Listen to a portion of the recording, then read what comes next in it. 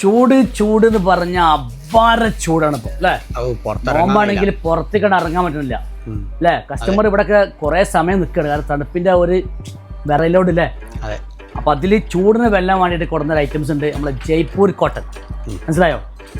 ചൂടിനെ നമ്മൾ പിടിക്കണം എന്നുണ്ടെങ്കിൽ ആ ജയ്പൂർ കോട്ടൺ തന്നെ എന്തെങ്കിലും വേറെ ചെയ്യണം. അപ്പോൾ അതിൽ പെട്ടിട്ടുള്ള നല്ല വെറൈറ്റി ആയിട്ടുള്ള ഐറ്റംസുകൾ കുറച്ച് എത്തിയിട്ടുണ്ട്.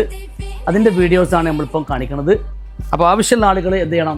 DM ചെയ്യണം. അതുപോലെ തന്നെ വാമി കൊണ്ടോട്ടിലേക്ക് കയറി വരണം. ഓക്കെ, ഒരുപാട് പാറ്റേൺ കേട്ടോ.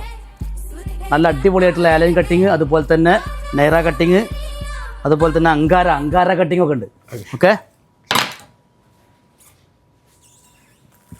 മനസ്സിലാള് ഈ അമ്മ ലുക്ക്. അപ്പോൾ ഈ ഐറ്റംസ് ഇട്ട് കഴിഞ്ഞാൽ തണുപ്പ് എന്തായാലും കിട്ടൂലേ? ഉറപ്പല്ലേ? ആ ഉറപ്പാണ് നമുക്ക് എന്താ കണ്ടേ കസ്റ്റമേഴ്സിന് കൊടുക്കണ്ടേ. എന്താ ഭംഗി ഈ കളറൊക്കെ ഇട്ട് കഴിഞ്ഞാണ്ടല്ലോ. ഉഫ് മോനെ കണ്ടമാണ്ടല്ലോ മോനെ, കുഴപ്പമില്ല, കാണിക്കല്ലേ? ഓ, അപ്പോൾ ഇതൊക്കെ ഒരു ബഡ്ജറ്റ് ഫ്രണ്ട്ലി ആയിട്ടുള്ള റേറ്റ് മാത്രമേ വരുന്നുള്ളൂ. ഒരു 1200, 1300, 1400, 1500 അങ്ങനെ 500 ആ ലെവലിൽ വരുന്ന ഐറ്റംസ് ആണ്. അപ്പോൾ എന്താക്കുക, ഞങ്ങളുടെ നമ്പറിലൊക്കെ ഒന്ന് കോൺടാക്ട് ചെയ്യട്ടെ, കാരണം ഇത് പക്ക മൽക്കോട്ടനിൽ വരുന്ന ഐറ്റംസ് കിട്ടും. ഈ ഒരു കോട്ടനാണ് ഏറ്റവും കൂടുതൽ തണുപ്പ് എന്ത് ചെയ്യുക പിടിച്ച് അല്ലേ? അപ്പോൾ അടിപൊളി ഐറ്റംസ് എന്ന് പറഞ്ഞാൽ ഇന്ന് വരെ നമ്മളെ ജയ്പൂർ കോട്ടണിൽ കാണാത്ത അത്രയും വെറൈറ്റികൾ നമ്മളെ റാക്കിൽ ഫുള്ള് നിറച്ച് വെച്ചിട്ടുണ്ട്. ഈ കട്ടിങ് എന്താ പറയാ?